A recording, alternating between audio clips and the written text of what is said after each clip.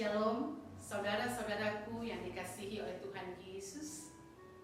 Kita patut bersyukur kepada Tuhan Yesus, sebab oleh kemurahan hatinya kita masih mendapat kepercayaan dari Tuhan Yesus untuk menjalani kehidupan sampai dengan hari ini, dan kita percaya akan ada esok dan selamanya.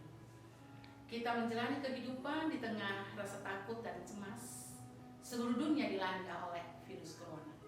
Tetapi kita percaya bahwa Allah turut bekerja dalam segala sesuatu untuk mendatangkan kebaikan kepada setiap orang yang dikasihi. Mendengarkan firman Tuhan adalah kebutuhan utama kita. Oleh karena itu firman Tuhan yang akan dikhotbahkan di saat ini terambil dari bahagian Alkitab Matius pasal 28 ayat 11 hingga ayat yang ke-15. Kita sangat memerlukan tuntunan Roh Kudus untuk membaca, mendengar, dan memahami serta memperlakukannya di dalam seluruh kehidupan kita. Mari kita berdoa. Dengan penuh kerendahan hati, hamba meminta daripada-Mu ya Tuhan Allah, karuniakanlah Roh-Mu yang kudus untuk hamba dan juga kepada seluruh umat, seluruh dunia yang mendengarkan pemberitaan firman-Mu di saat ini, supaya firman-Mu ini sungguh menjadi kekuatan yang menghibur dan menguatkan mereka berjalan di dalam jalan-jalan Allah, menyikapi seluruh persoalan hidup yang hilang. Maka seluruh pemberitaan firman Tuhan saat ini berlangsung di dalam perkenan ya Allah, di dalam nama Tuhan Yesus, firman yang hidup. Amin. Matius pasal 28 ayat 11 hingga ayat yang ke-15 di bawah judul Dusta Mahkamah Agama. Ketika mereka di tengah jalan, datanglah beberapa orang dari penjaga itu ke kota dan memberitahukan segala yang terjadi itu kepada imam-imam kepala. Dan sesudah berunding dengan tua-tua, mereka mengambil keputusan lalu memberikan sejumlah besar uang kepada serdadu-serdadu itu dan berkata, "Kamu harus mengatakan bahwa murid-muridnya datang malam-malam dan mencurinya ketika kamu sedang tidur. Dan apabila hal ini kedengaran oleh wali negeri, kami akan berbicara dengan dia, sehingga kamu tidak beroleh kesulitan apa-apa." Mereka menerima uang itu dan berbuat seperti yang dipesankan kepada mereka. Dan cerita ini tersiar di antara orang Yahudi sampai sekarang ini. Saudara-saudaraku yang dikasihi dan diberkati oleh Tuhan Yesus, gereja di sepanjang sejarahnya setelah peristiwa Yesus selalu diperhadapkan dengan berbagai macam tantangan yang bertujuan untuk mereduksi iman gereja dan orang Kristen kepada Yesus sebagai Tuhan. Ada begitu banyak referensi yang dapat disebutkan, tetapi setidaknya ada beberapa hal yang patut saya sampaikan di sini. Yang pertama misalnya, pada abad yang kedua, ajaran gnosis kemudian mengatakan bahwa sesungguhnya Yesus hanyalah seorang manusia yang memiliki gnosis ataupun pengetahuan tentang Allah. Yesus bukanlah inkarnasi daripada Allah. Yesus itu telah mati di salib, dan bahwa kebangkitan Yesus hanyalah sebuah halusinasi dari para murid Yesus. Sebab secara psikologi mereka sangat terganggu, tertekan, bahkan terbeban dengan situasi penderitaan dan kematian Yesus yang begitu tragis di kayu salib. Kedua, Suatu penelitian tentang Yesus sejarah yang dilakukan oleh seorang ilmuwan H.S. Reimarus pada tahun 1694 sampai 1798. Di dalam bukunya yang berjudul Fragment dari hasil penelitiannya, ia menyimpulkan bahwa Yesus bukanlah seorang manusia yang bersifat ilahi. Ia hanyalah seorang tokoh Yahudi yang gagal dan mati di tangan politik, di tangan penguasa Romawi. Setelah kematian Yesus, para muridnya kemudian menganggapnya sebagai seorang pahlawan. Lalu kemudian mereka memberitakannya bahwa dia telah bangkit dari kematian dan dia telah naik ke surga dan dia sementara menyiapkan dunia ini pada masa akhirnya. Jadi menurutnya, kekristenan itu adalah sebuah penipuan terbesar di dalam sejarah dunia. Ketiga, terdapat cerita-cerita melalui film seperti karya daripada Time Rise dalam film yang berjudul Jesus Christ Superstar, yang menjelaskan tentang Yesus sebagai sebuah tokoh yang sangat ketakutan dan Yudas adalah seorang pahlawan. Begitu juga dengan film tentang The Last Temptation Christ yang ditulis oleh Nico Cassavetes, yang menjelaskan tentang frustrasi Yesus mati di salib karena frustrasinya dengan Maria Magdalena. Yang berikut adalah tentang munculnya beberapa buku the bestseller seperti Holy Blood, Holy Grail tahun 1982 yang menyebut bahwa Yesus kawin dengan Maria Magdalena dan keturunannya tinggal di Perancis Selatan.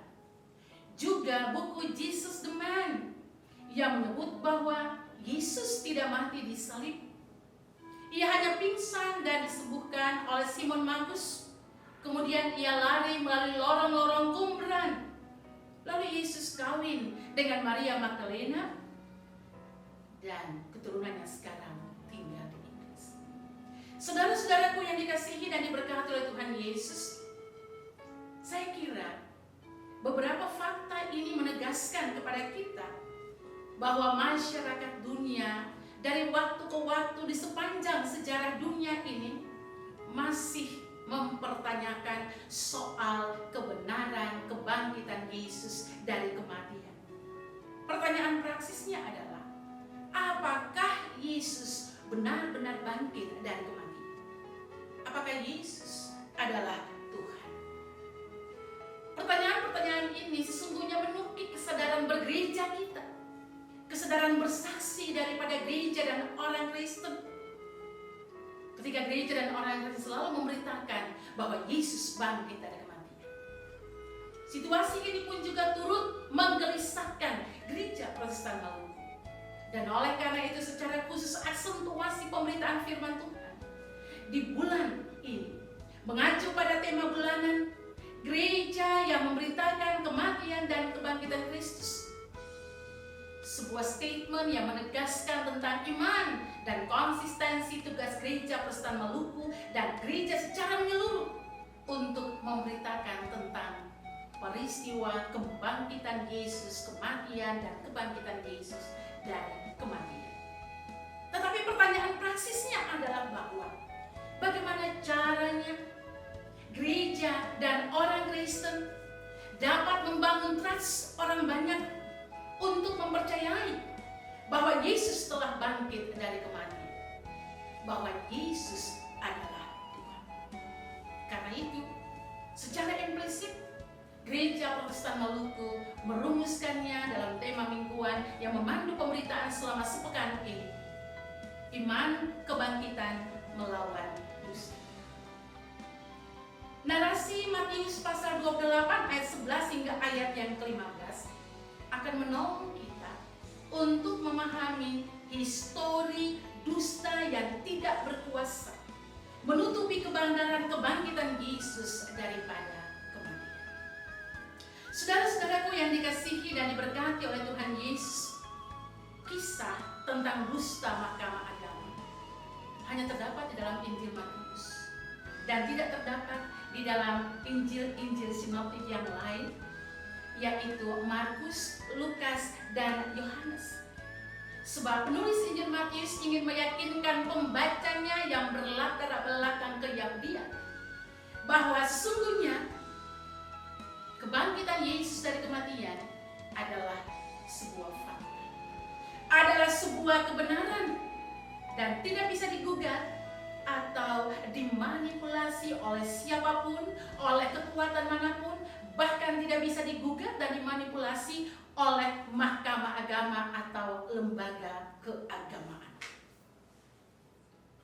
Kita dapat menemukannya dari cara Matius menempatkan kisah tentang dusta mahkamah agama berada di antara kisah tentang kebangkitan Yesus sebagaimana yang disebut di dalam Matius pasal 28 ayat pertama hingga ayat yang ke-10 dan perintah untuk memberitakan Injil sebagaimana yang disebut di dalam pasal 28 ayat 16 hingga ayat yang ke-20. Cara Matius mendudukkan struktur seperti ini. Sebetulnya Matius ingin mendudukkan dan membuktikan tentang kekhawatiran dan rencana jahat dan ketidakbenaran para imam besar di dalam menghakimi Yesus, sebagaimana yang disebut di dalam Matius pasal 27 ayat 62 hingga ayat yang ke-66. Hanya para imam dan orang-orang Farisi yang mengingat betul tentang perkataan-perkataan Yesus. Sebagaimana disebut di dalam ayat 63 hingga ayat yang ke-64. Sesudah 3 hari, aku akan bangkit, karena itu perintahkanlah untuk menjaga kubur itu sampai hari yang ketiga. Jikalau tidak, murid-muridnya mungkin datang untuk mencuri dia, lalu mengatakan kepada rakyat, ia telah bangkit dari antara orang mati, sehingga penyesatan yang terakhir akan lebih buruk akibatnya dari yang pertama.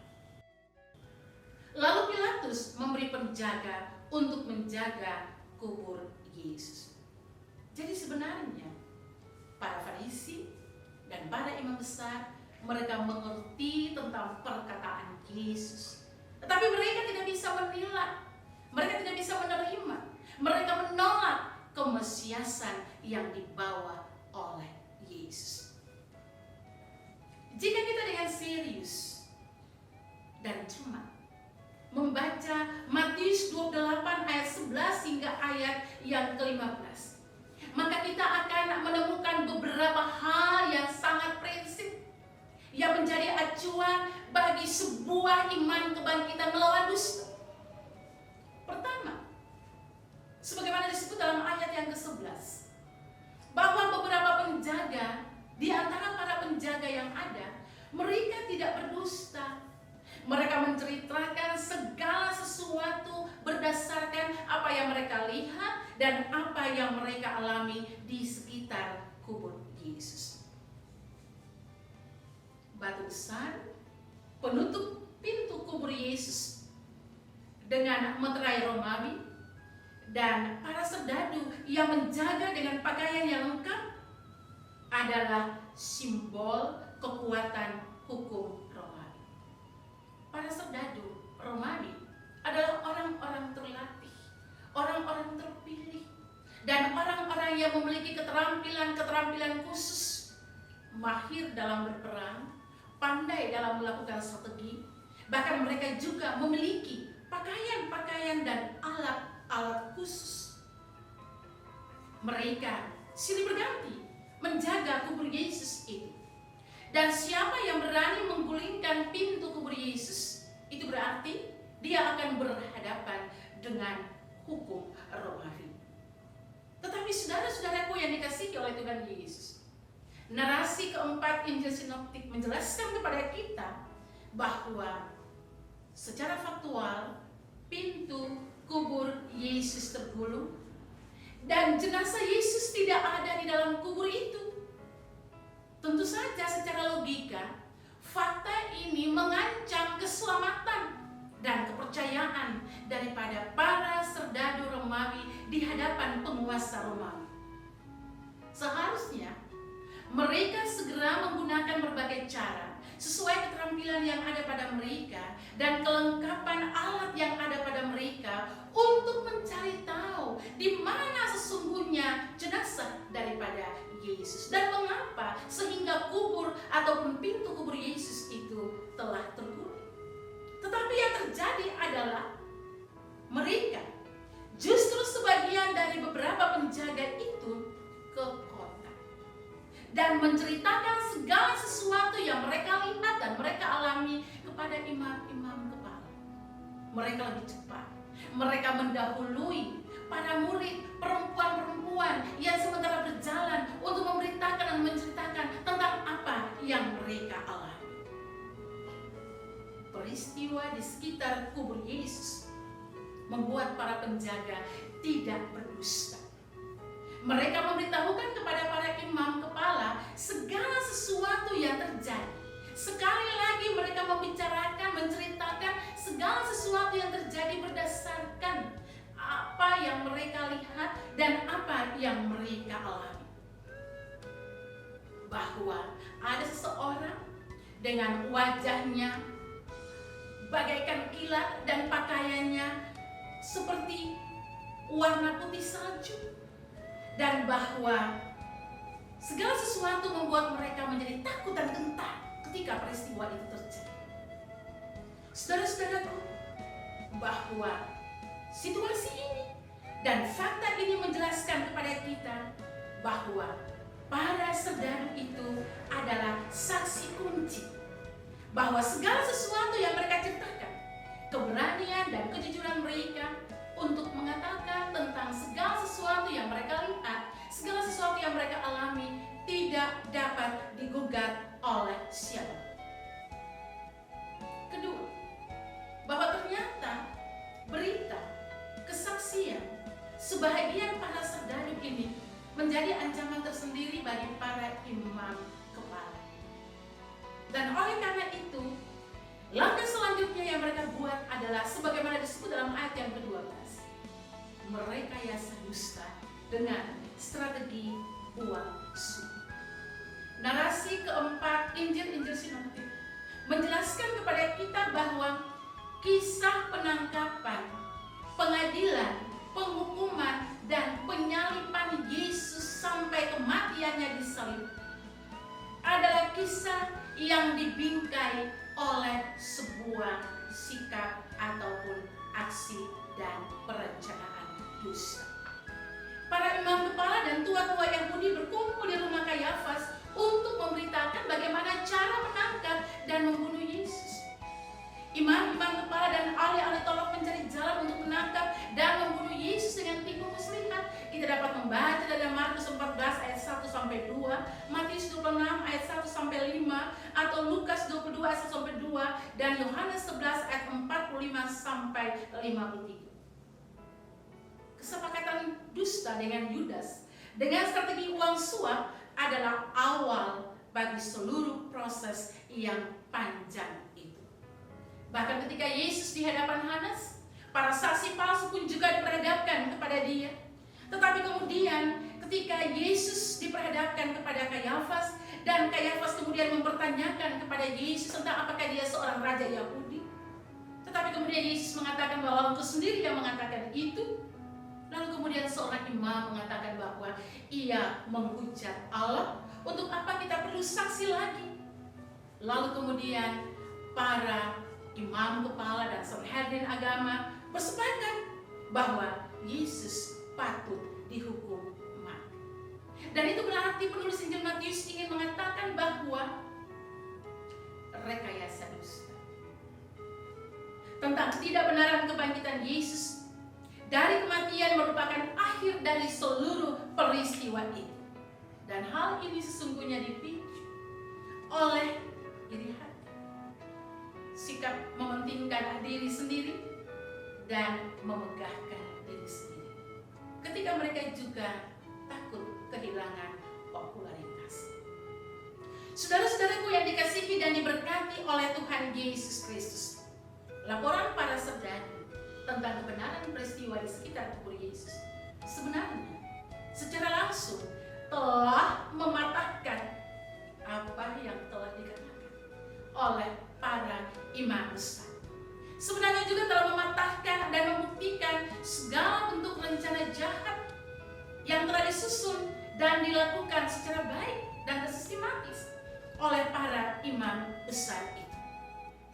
Strategi mereka dengan menempatkan para penjaga di kubur Yesus di dalam kenyataannya tidak dapat membatasi karya Allah. Karya Allah bekerja dan tidak bisa dibatasi oleh kekuatan hukum, kekuatan dunia, kekuatan pengusaha, dan siapapun yang berada di tengah-tengah dunia.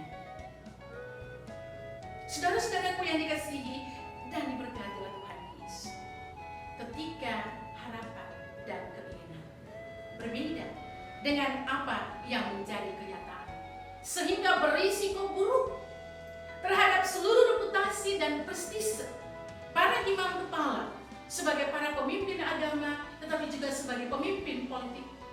Dan ketika posisi mereka terancam di tengah-tengah masyarakat, ketika mereka tidak mau dianggap bersalah, karena jalan keluar yang mereka tempuh adalah melawan kebenaran dengan berkata dusta.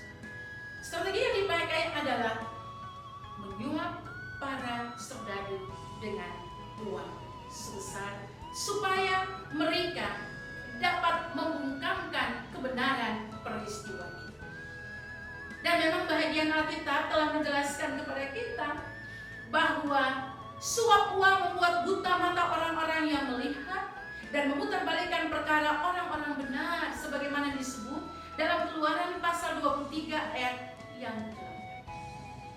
Para imam kepala sangat tahu bahwa para serdadu tidak akan berbohong. Mereka akan mengatakan hal sebagaimana yang diinginkan oleh para imam kepala. Oleh karena itu, di dalam kenyataannya kita mengikuti di dalam ayat yang ke-13 realisasi daripada apa yang menjadi rekayasa dusta, strategi uang suap. Bahwa dusta adalah berkata tidak benar tentang sesuatu yang benar.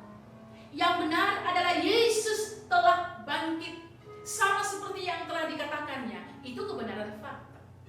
Dan dusta adalah murid-muridnya datang malam-malam dan mencurinya saat kamu sedang tidur. Kebenaran dilawan oleh dusta. Kebenaran ditutupi oleh dusta. Uang suap yang diterima mewajibkan para serdadu untuk harus bersaksi bahwa para muridnya datang malam-malam dan mencuri jenazah daripada Yesus pada saat kamu sedang tertidur.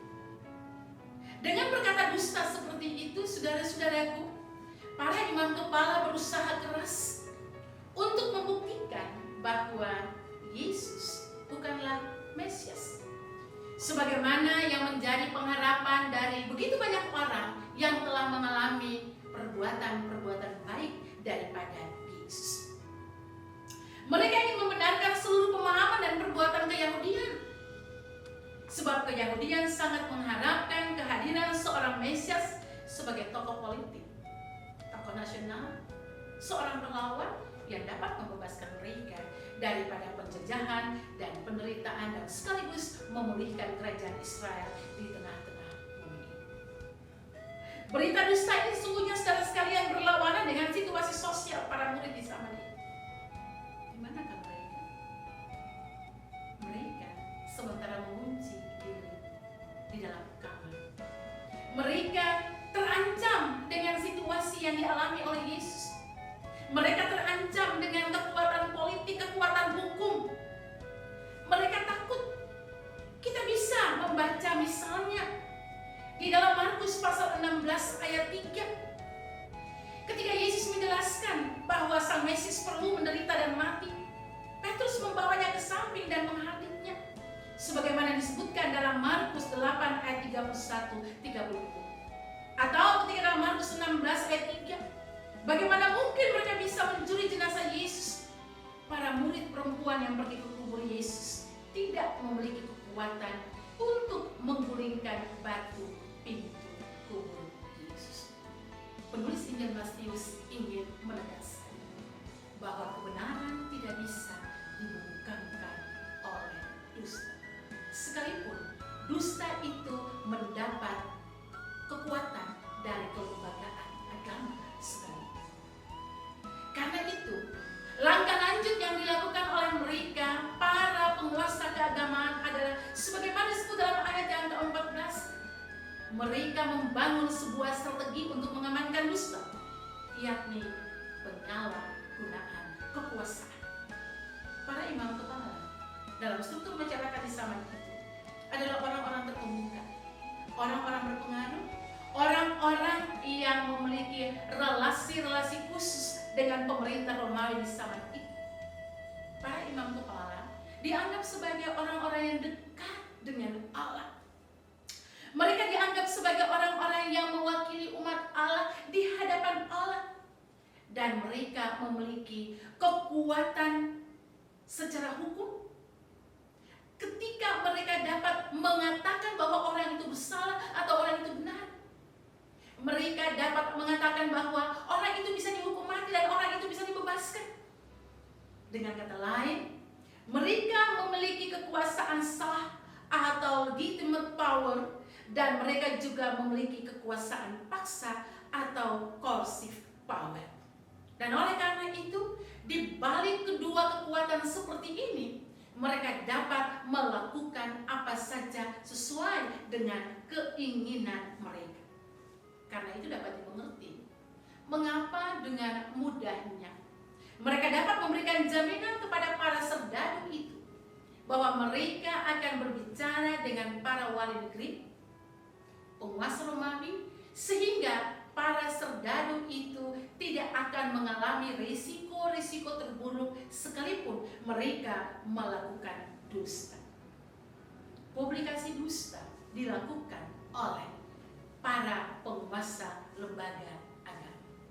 Saudara-saudaraku, dan itu berarti penulis Injil Matius ingin mengatakan kepada kita bahwa telah terjadi penyalahgunaan kekuasaan untuk mereduksi hakikat daripada sebuah kebenaran fakta. Ironinya adalah penyalahgunaan kekuasaan itu dilakukan oleh para penguasa agama. Bagaimana akhir daripada seluruh strategi, seluruh kekuasaan yang dibangun untuk membungkamkan kebenaran? Ayat yang ke-15 menjelaskan kepada kita, saudara sekalian, bahwa dusta tidak bisa menutupi kebenaran. Berdusta tidak bisa menutupi kebenaran. Uang suap memang telah merusak hati para serdadu. Uang suap memang telah membuat para serdadu melupakan pengalaman spiritualnya dengan Allah di sekitar kubur Yesus. Uang suap memang telah membutakan mata para serdadu sehingga membuat mereka berani dan begitu gampang memutar balikan perkara yang benar. Uang suap telah mereduksi hakikat jati diri mereka sebagai para pengawal yang harus mengawal rakyat. Uang suap menjadi alasan yang paling mendasar dan utama para serdadu berdusta di hadapan masyarakat. Kesetiaan para serdadu untuk mengawal seluruh berdusta itu, berita dusta itu tidak dapat dijamin. Iman kebangkitan Matius juga gereja pada masa itu melawan dusta. Dan dikatakan kepada kita bahwa dan cerita ini tersiar di antara orang Yahudi sampai dengan sekarang ini. Mahkamah agama tidak bisa menutupi kebenaran berita yang disampaikan oleh para murid Yesus. Saudara-saudaraku yang dikasihi dan diberkati oleh Tuhan Yesus, narasi pemberitaan tentang iman kebangkitan melawan dusta setidaknya memberikan kepada kita beberapa hal yang paling prinsipil bagi gereja dan orang Kristen di dalam tugas memberitakan tentang Injil Kristus. Yang pertama, bahwa persoalan terbesar yang dihadapi oleh para murid, para orang Kristen ataupun gereja sepanjang sejarah setelah peristiwa Paskah adalah dusta. Dusta. Dusta adalah hal pertama atau masalah utama, dan gereja dan orang Kristen diutus untuk melawan dusta. Dan kita harus mengakui bahwa dusta telah menjadi kebiasaan daripada masyarakat di sepanjang sejarah. Dusta telah menjadi alasan untuk banyak orang membangun zona aman di dalam kehidupan. Dusta telah menjadi modal bagi begitu banyak orang untuk mendapatkan keuntungan-keuntungan tertentu. Apakah dalam dunia hukum, dunia agama, apakah dalam dunia ekonomi, juga dalam dunia sosial. Tetapi iman kebangkitan kemudian menegaskan bahwa dusta tidak harus menjadi ciri dan sikap hidup daripada orang Kristen. Dusta tidak harus menjadi cara orang Kristen dan gereja untuk menyelesaikan persoalan-persoalan hidup yang sementara dihadapi. Ketika orang Kristen menyatakan bahwa hidupnya bebas dari dusta, dan itu berarti bahwa gereja dan orang Kristen sementara berproses untuk membaharui dunia sebagai lokus kemana Yesus mengutusnya untuk menggerami dan menerangi. Yang kedua, bahwa iman kebangkitan melawan dusta mewajibkan orang Kristen untuk menolak dan menjauhkan diri daripada berbagai strategi dusta, yaitu uang suap. Nilai diri orang Kristen, integritas diri orang Kristen tidak ditentukan oleh berapa nominal uang yang dia terima. Hidup orang Kristen tidak dikendalikan oleh uang. Hidup orang Kristen tidak diakhiri dengan uang. Hidup orang Kristen tidak digerakkan dengan uang. Tujuan hidup orang Kristen bukanlah uang. Sebab hidup orang Kristen dikendalikan oleh Kristus. Tujuan hidup orang Kristen adalah Kristus. Dan segala sesuatu yang menjadi kehendak Kristus akan menggerakkan seluruh proses hidup orang Kristen di dalam seluruh tanggung jawabnya menyelesaikan persoalan-persoalan hidup. Dan yang ketiga, bahwa iman kebangkitan melawan dusta mewajibkan orang Kristen untuk menggunakan kekuasaan yang dimiliki. Apapun bentuk kekuasaan yang sementara dia miliki, apapun peran sosial yang sementara dia miliki, mulai dari lingkup keluarga sampai kepada ruang publik yang semakin luas, bahwa kekuasaan itu bukanlah tujuan dalam hidupnya. Kekuasaan itu hanyalah alat. Kekuasaan itu adalah alat untuk menolong sesama. Kekuasaan itu adalah alat untuk membangun sebuah kehidupan yang semakin berkualitas. Kekuasaan harus dibebaskan dari berbagai kepentingan pribadi dan kepentingan kelompok. Kekuasaan itu harus menolong orang lain untuk menemukan Tuhan, mengalami Tuhan, melakukan kebenaran. Kekuasaan harus menolong orang untuk berkata benar dan bukan berkata dusta. Sebab Kristus yang bangkit dari kematian mewajibkan orang Kristen untuk menjadi saksi tentang kebenaran firman. Ini adalah kekuatan kita untuk kemudian menjawab berbagai situasi yang sementara terjadi dewasa ini, ketika kita pun juga diperhadapkan dengan berbagai kecemasan, kekhawatiran karena virus corona yang terus merebak dan melanda kehidupan kita, yang kita sendiri tidak tahu kapan akan berakhir. Di tengah situasi seperti inilah, berkatalah yang benar, berbuatlah yang benar, hindarilah dusta, dan jauhkanlah dusta dari dalam seluruh kehidupan kita. Hanya dengan cara ini, maka saudara dan saya akan mendapat belas kasihan daripada Tuhan Allah untuk dipercayakan menjalani hidup ini sekarang dan selamanya. Amin.